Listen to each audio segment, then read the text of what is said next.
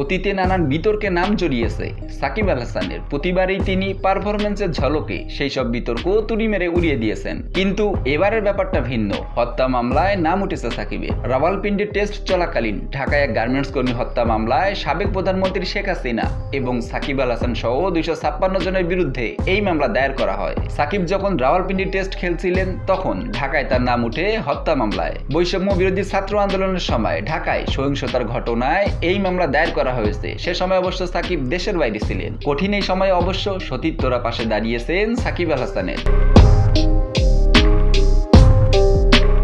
রাওয়ালপিন্ডি টেস্টে পাকিস্তানের দ্বিতীয় ইনিংসে 3 উইকেট শিকার করে সব ধরনের আন্তর্জাতিক ক্রিকেট মিলিয়ে বাঁহাতি স্পিনারদের মধ্যে সর্বোচ্চ উইকেটের মালিক হন সাকিব। সেই অর্জনের কারণে সাকিবকে শুভকামনা জানিয়েছেন বাংলাদেশের জয়েন্ট নায়ক মুশফিকুর রহিম। এই সঙ্গে সাকিবের বিরুদ্ধে হওয়া মামলার প্রতিবাদও জানিয়েছেন তিনি। মুশফিকুর রহিম তার ফেসবুক পেজে লিখেন, সাকিবকে বাঁহাতি স্পিনার হিসেবে সর্বাধিক উইকেট নেওয়ার রেকর্ড গড়ার জন্য অভিনন্দন। আমি অনেকবার বলেছি এবং আবারও বলছি যে সাকিবের মতো একজন চ্যাম্পিয়নের সাথে খেলতে পেরে আমি অনেক গর্বিত।